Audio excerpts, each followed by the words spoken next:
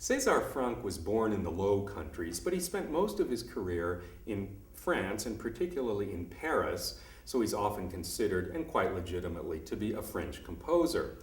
Much of his career he spent working as an organist in churches and also as a professor of organ at the Paris Conservatory. Not a professor of composition, but word got out among the composition majors that the place you really wanted to be was in César Franck's organ class, because that's where the master would discuss how pieces were put together in improvisations and how you worked themes and how you worked harmonies. And so a lot of the composition majors actually preferred Franck to their own composition teachers and called him the Pater Seraphicus, the seraphic father, because he was so good-natured and so generous and kindly to all of them.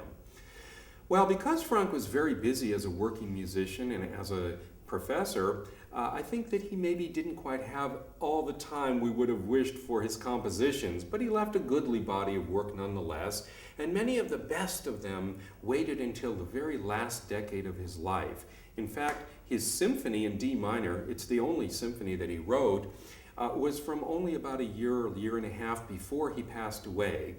But it is truly one of his greatest masterpieces. It's a symphony in 3 movements, and it's very famous and often referred to for 2 reasons. One is the very famous English horn solo that begins its 2nd movement, one of the great moments for that rather sultry, husky, mellow-sounding instrument. It's a beautiful passage of orchestral scoring, but also because the symphony in D minor is a great example of what we call thematic transformation.